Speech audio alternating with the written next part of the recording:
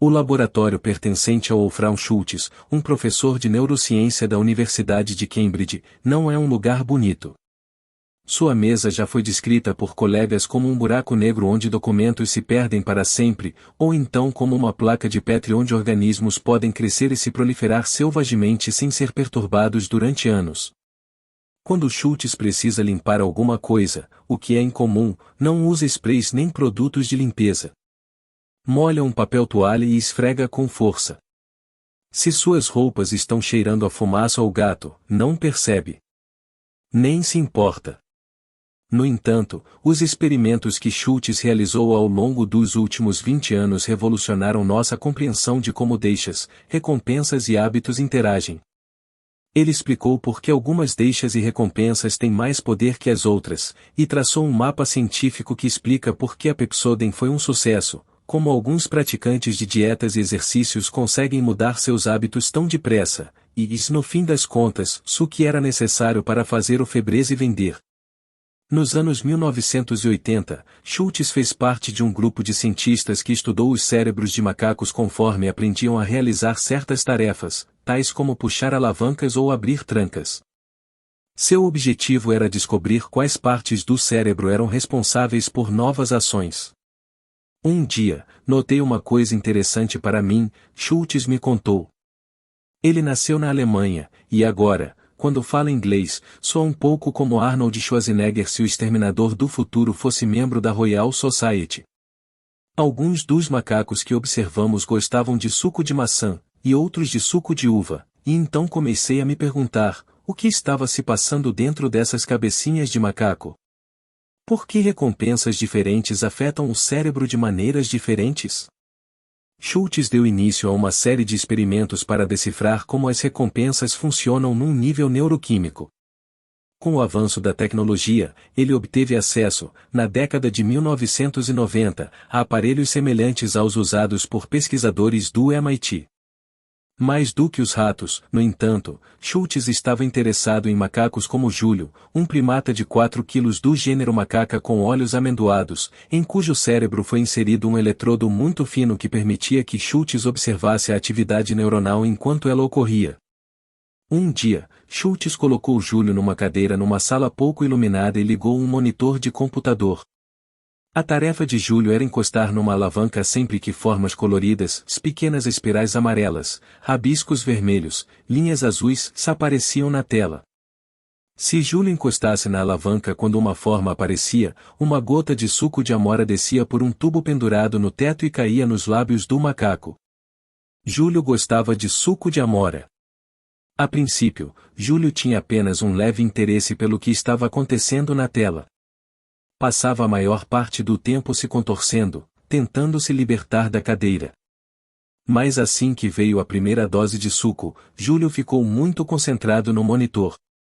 Conforme o macaco começou a entender, através de dezenas de repetições, que as formas na tela eram uma deixa para uma rotina, se encostar na alavanca, que resultava numa recompensa, suco de amora, começou a olhar para a tela com a intensidade de um raio laser. Parou de se contorcer. Quando um rabisco amarelo aparecia, ele procurava a alavanca. Quando surgia uma linha azul, ele entrava em ação.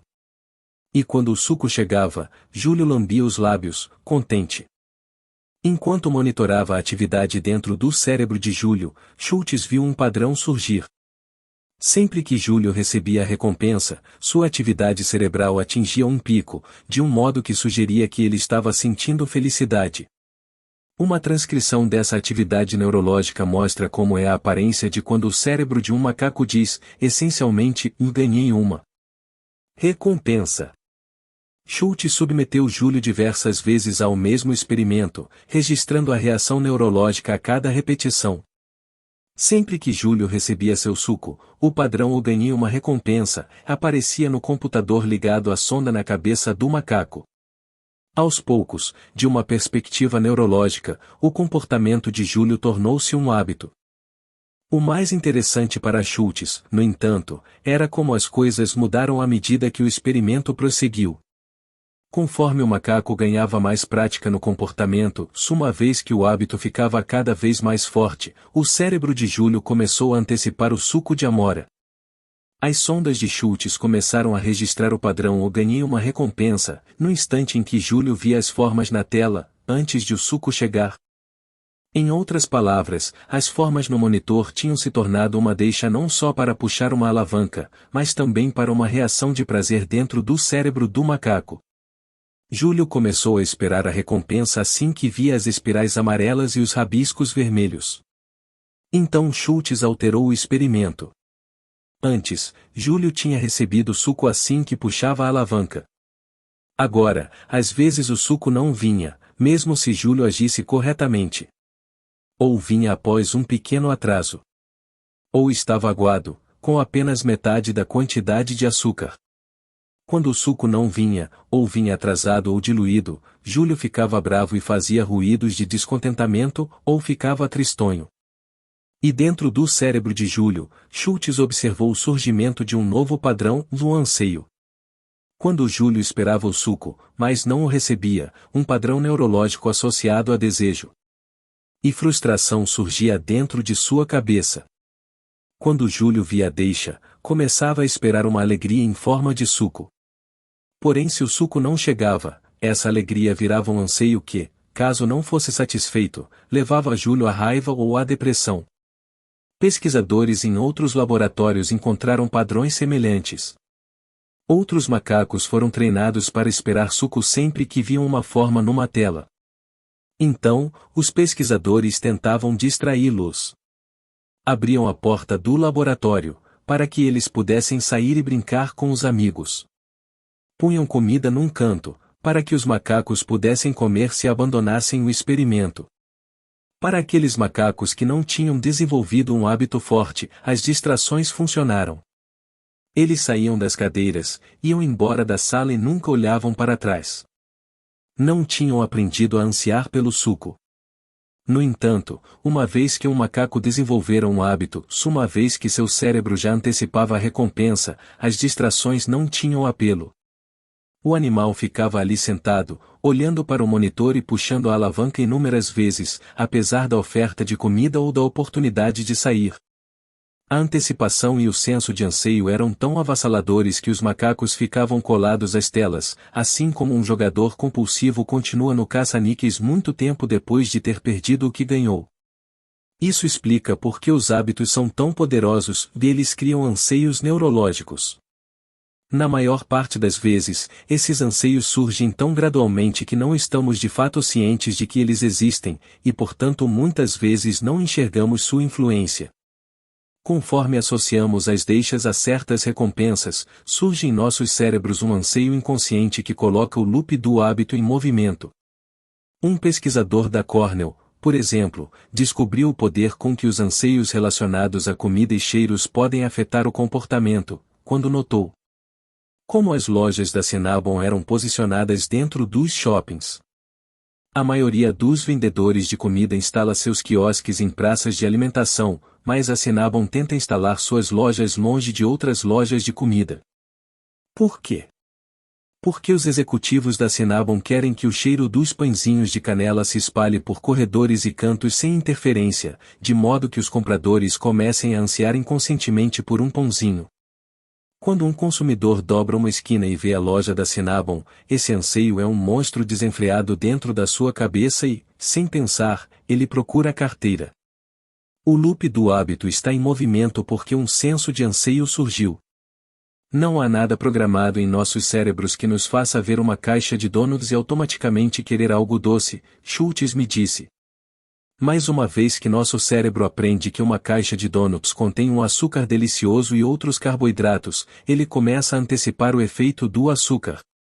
Nossos cérebros nos impulsionam em direção à caixa. Então, se não comermos o donut, vamos nos sentir decepcionados. Para entender esse processo, pense em como o hábito de Júlio surgiu. Primeiro, ele via uma forma na tela. Com o tempo, Júlio aprendeu que a aparição da forma significava que era hora de executar uma rotina. Então ele puxava a alavanca. Como resultado, Júlio recebia uma gota de suco de amora. Isso é uma aprendizagem básica. O hábito só surge assim que Júlio começa a ansiar pelo suco quando vê a deixa. Como esse anseio existe, Júlio age automaticamente. Ele segue o hábito. É assim que novos hábitos são criados, juntando uma deixa, uma rotina e uma recompensa, e então cultivando um anseio que movimente o loop. Pense no exemplo do cigarro. Quando um fumante vê uma deixa, digamos, um maço de Marlboro, seu cérebro começa a esperar uma dose de nicotina. A simples visão de um cigarro é suficiente para que o cérebro anseie por uma dose de nicotina. Se essa dose não chega, o anseio cresce até que o fumante, sem pensar, estenda a mão e pegue o cigarro. Ou pensemos no e-mail, por exemplo. Quando um computador toca um sininho ou um smartphone vibra com uma nova mensagem, o cérebro começa a antecipar a distração momentânea que abrir um e-mail proporciona. Essa expectativa, se não for satisfeita, pode se acumular até que uma reunião esteja cheia de executivos irrequietos conferindo seus Blackberries vibrantes embaixo da mesa, mesmo sabendo que provavelmente são só os últimos resultados de um jogo de futebol virtual. Por outro lado, se alguém desabilita o VibraCal, e assim remove a deixa, as pessoas conseguem trabalhar durante horas sem pensar em conferir sua caixa de entrada. Cientistas estudaram os cérebros de alcoólatras, fumantes e comedores compulsivos, e mediram como sua neurologia, as estruturas de seus cérebros e o fluxo de substâncias neuroquímicas dentro de suas cabeças se altera conforme seus anseios se tornam arraigados. Hábitos especialmente fortes, escreveram dois pesquisadores da Universidade de Michigan, geram reações semelhantes às de vícios, de modo que o desejo evolui para um anseio obsessivo o que pode forçar nossos cérebros a entrar em piloto automático, mesmo diante de fortes desincentivos, incluindo perda de reputação, emprego, lar e família. No entanto, esses anseios não têm plena autoridade sobre nós. Como explica o próximo capítulo, há mecanismos que podem nos ajudar a ignorar as tentações. Mas para superar o hábito, precisamos reconhecer que anseio está acionando o comportamento. Se não temos consciência do prazer antecipado, então somos como os compradores que, como se atraídos por uma força invisível, acabam entrando na Cinnabon. Para entender o poder dos anseios na criação de hábitos, pensemos em como surgem os hábitos de fazer exercícios. Em 2002, pesquisadores da Universidade do Estado do Novo México queriam entender por que as pessoas se exercitam habitualmente. Eles estudaram 266 indivíduos, a maioria dos quais se exercitava pelo menos 3 vezes por semana. O que descobriram era que muitos deles tinham começado a correr ou levantar pesos quase por um capricho, ou porque de repente tinham tempo livre ou queriam lidar com tensões inesperadas em suas vidas. No entanto, o motivo de eles continuarem, de isso se tornar um hábito, era devido a uma recompensa específica pela qual começaram a ansiar. Em um grupo, 92% das pessoas disseram que se exercitavam habitualmente porque aquilo as fazia se sentirem bem, ou elas passaram a esperar e ansiar pelas endorfinas e outras substâncias neuroquímicas que uma sessão de exercícios proporcionava. Em outro grupo, 67% das pessoas disseram que fazer exercícios lhes dava uma sensação de realização ou elas tinham passado a ansiar por um senso reiterado de triunfo, proveniente do ato de acompanhar seu desempenho, e essa autorrecompensa bastava para transformar a atividade física num hábito. Se você quer começar a correr toda manhã, é essencial que escolha uma deixa simples, como sempre amarrar os cadarços dos tênis antes do café da manhã, ou deixar suas roupas de corrida ao lado da cama, e uma recompensa clara, como uma guloseima no meio do dia, um senso de realização ao registrar quantos quilômetros você correu, ou a dose de endorfina que uma corrida proporciona. Porém, incontáveis estudos demonstraram que uma deixa e uma recompensa, por si sós, não são suficientes para que um novo hábito dure.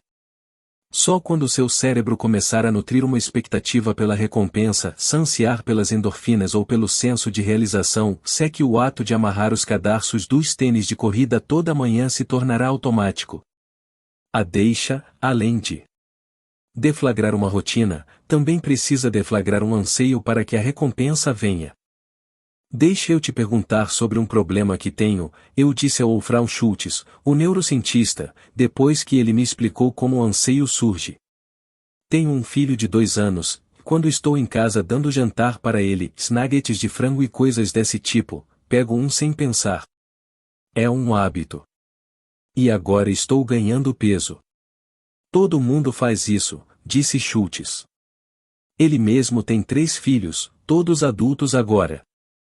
Quando os filhos eram novos, beliscava o jantar deles sem pensar. Em alguns aspectos, ele me disse, somos como os macacos. Quando vemos frango ou fritas na mesa, nosso cérebro começa a sentir um prazer antecipado por essa comida, mesmo se não estamos com fome. Nossos cérebros estão ansiando por ela. Francamente, eu nem gosto desse tipo de comida, mas de repente é difícil lutar contra o impulso. E assim que eu como, sinto essa onda de prazer quando o anseio é satisfeito. É humilhante, mas é assim que os hábitos funcionam. Acho que eu deveria ser grato, ele disse, pois o mesmo processo me levou a criar bons hábitos. Eu trabalho duro porque espero a recompensa de uma descoberta. Me exercito porque espero me sentir bem depois. Só gostaria de ser capaz de escolher melhor.